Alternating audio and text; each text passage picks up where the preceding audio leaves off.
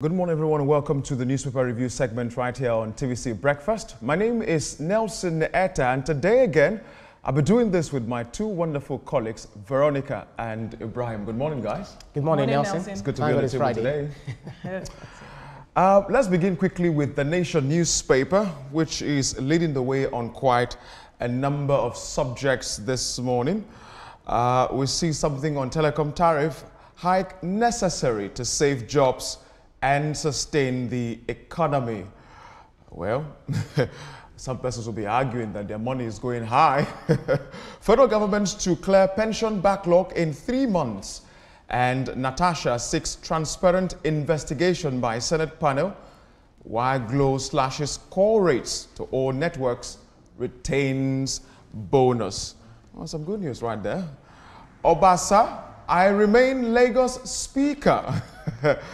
Veronica and Ibrahim, we had him yesterday actually on one of our flagship programs where he made that statement, I remain the Speaker of Lagos. I still don't understand the political drama at play here, but help me out. Is he still really the Speaker of Lagos State? I wish I can help you out. On that. As it is, we might have to just leave this matter to unfold because there are several sides to this story, and if you are not a major player, you may not necessarily understand what's going on. So I'd like to say that at the end of the day, we'll see the real issues and how things settle themselves. As long as lawmaking in Lagos is not halted by this, again, like I said some time ago, it's a private matter, sort of, within or amongst politicians, and so they know how to handle themselves. Let's quickly move this morning to First News, which is our next paper to look at. Again, that conversation is still right there, but at the top of it, we've reinstated Miranda's security aids. This is according to the Lagos CP. We'll wait to see the outcome of that. Federal government's States LG's share 1.7 trillion January revenue. This is according to the FAAC, the body responsible for the sharing of common patrimony. And we see at the top of it, right there, Ramadan 2025, Sultan declares Friday for moon sighting. Ibrahim, let me bring this to you. What is the significance of the Ramadan celebration? Well, it has much more significance. It's part of worship for Muslim, for those with the Islamic faith. It's 29 to 30 days, for you to, because according to based on the way it is understood, is one of the ways of restraining yourself from eating, drinking, or any kind of activities, but then that doesn't mean you don't have to work. Oh, well. Yeah, so it's a compulsion for those who are of the Islamic faith to observe this fasting, whereas it is not the eating, the abstinence from eating, drinking, or maybe any sexual relations activities that you have to do, but you can do that later in the night when you've broken your fast. It is the piety that really matters. You abstaining yourself from ill talks, any bad activity, anything. So the that goal at the end of the day is to come out, should I use the phrase now, refined, refined than you were before. And then it has its own health benefits, helps you to burn fat. Fat well, you're not eating for a while. but Vera, there's another story right here. A lecturer jailed for life after raping student in office. Remember, I think it was this week or last week, I can't remember now specifically, where we saw a 40 years jail term for some teachers in Ekiti State who were found in this same line. Now, this is this kind of life sentence. 40 years, I agree, and I'm happy that they're getting a jail term that is for life. We need to address this matter of it's a serious issue. Abuse of office, especially in schools and especially higher institutions. We've seen even reports about this matter and how the attendant impacts. But then people who hold this office are supposed to have some certain level of sanity or morality that is expected of them, because people trust you with their children. But then when you take advantage of them because you are their lecturer, there is a problem. My niece had a challenge like this, and that was resolved at some point. Although she wasn't raped, but it was getting to that point where the lecturer was trying to punish her for not succumbing to his antics. So we would say, thankfully, this lecturer is getting his due dividends Absolutely. for what he did. Absolutely. I feel people who rape should be castrated. That's my own humble opinion. Because that will serve as exactly. It will serve as a deterrent for the animals that we have, among us that are within the society. Well, wearing trousers. They should castrate them, honestly. Yeah. But that's what we'll leave it for the first news as we make our way to the news direct this morning. We see right here, Tinubu focused on next generation for next election. This is quoting the APC National Secretary. And maintaining existing tariffs until investigation is concluded. This is as it affects MultiChoice and a number of other multinationals in the country. The issue right here is to maintain the economy and keep the Naira moving forward. At Cameroon Economic Meeting, Elubelu pushes for strategic partnership to boost African economy. Again, he's always at the forefront of that. Kudos to the gentleman. Or your government trains 22,370 farmers on soil climate change. This looks like something really wonderful. And we'll wait to see the impact and the result of that at the end of the day. The blueprint is our next paper this morning as we quickly make our way. Veronica and Ibrahim, there's something on the blueprint there that is a little bit always concerning to me. Should I say in a good way? Governor Idris conducts mass wedding for 300 couples in Kebbi. I think about last month, all of these couples identified that they were going to do this. I'm wondering how the Kebbi State government, keeps sustaining this. Maybe I should run to Kebbi State. This is free marriage. Oh, Nelson, don't diss yourself on the national TV. Marriage, right? I mean, you're not going to pay anything. But that's taxpayers' money. That's taxpayers' money. Yeah. We must look at these things critically. It seems the people support it, and that's why they keep doing these things. But then we must begin to look at how to channel these monies to something that will benefit people on the long term. And not just a day's event. Short term. Yes. So we must look at infrastructure and every other thing that is peculiar to the people that will benefit them. Those who want to get married should look at how they can ensure they do this marriage within their means. You're going to have a family after that. So I see how differently. do you sustain that? I see differently by supporting what you said, but then in a different way. Those who get married, one thing is that the mass wedding is not done in a grandiose or flamboyant way. It's also a way of cutting costs. Now the government helping you. It's not only done in Nigeria, it's done in some different part of the world. For instance, you see it in the UAE, you see it in some other Middle Eastern countries. So I guess the people of Kebbi State and some other states that practice this, they also support it, to a very large extent. And it's not that the government looks for why for them.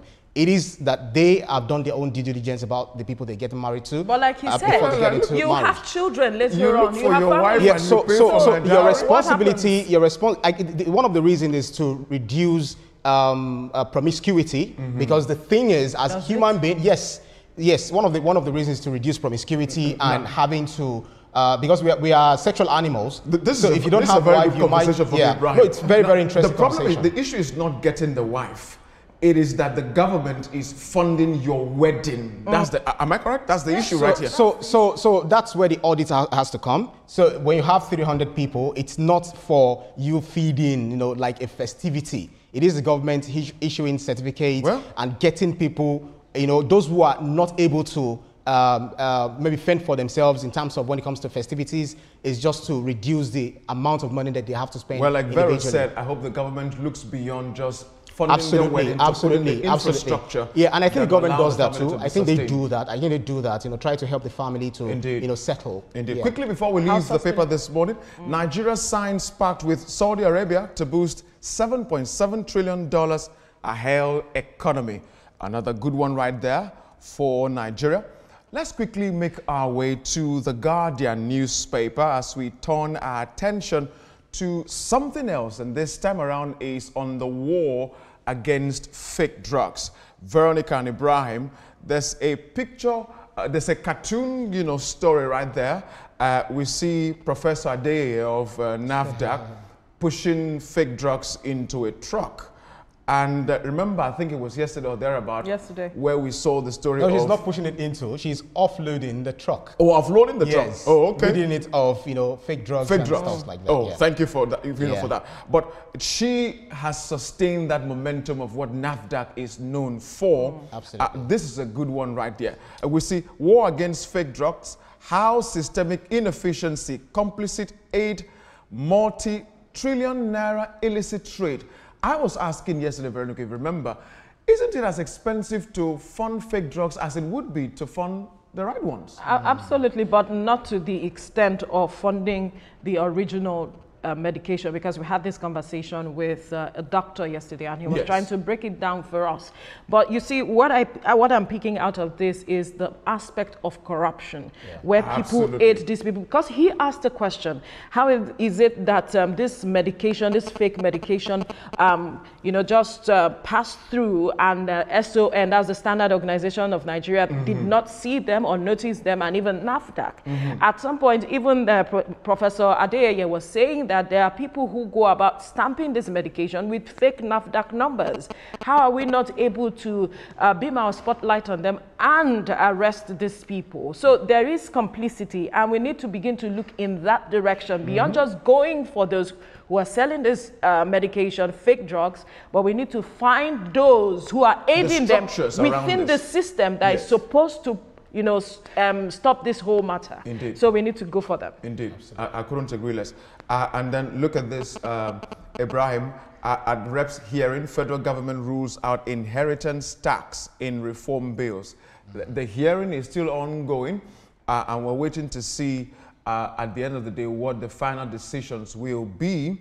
And so I know that it would be in our own good. Yes, they're having a robust conversation as regards these tax reform bills. You hear the northern governor saying that they're throwing their weight behind it, and at the same time, they also have their own reservations. So they should keep having conversation. They're having a town hall, deliberations, having people to bring in their own inputs. But the thing is, tax reform bills is very, very sacrosanct at this time, because a lot of people are not paying tax. They want the best from the government. So you have to do your own, fulfill your own aspect of the obligations as a citizen, and then expect something bigger, because a whole lot of people who are jackpine, so to speak, they are paying tax, and they are getting the dividends of their tax. So let's have a robust conversation and arrive at a better And quickly before we go right here, federal government to review electricity tariffs for band BC customers as subsidy hits 4 trillion. Which bands do you belong to? I think I'm on C, but I have somewhat regular power supply,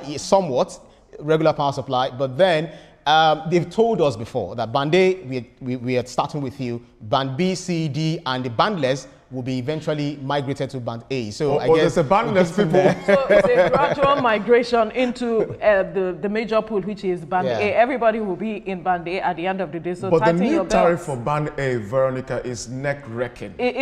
It's more than neck-wrecking, it's shattering. But then if you have alternatives to, cushion the cost, it will go a long way. Well, that's how we make our way to our final paper this morning, which is the Sporting Life. And again, I love it that my guy is making the headlines right here. Osimhen won't take pay cut. Why would you do that? Nigerians want same salary as Napoli strikers. A 75 million euro release clause trans. Ibrahim, let's leave her out of this now. This is good money, man. Don't you think we should change careers? Oh my goodness. Yes, but Osimhen is a superstar, not just a Nigerian. How do I describe him? He's an enigma. Absolutely.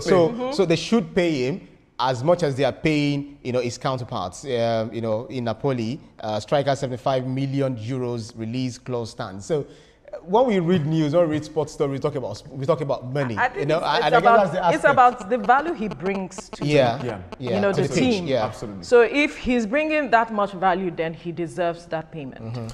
Well, that's how much value we can bring to you this morning on the newspaper review segment.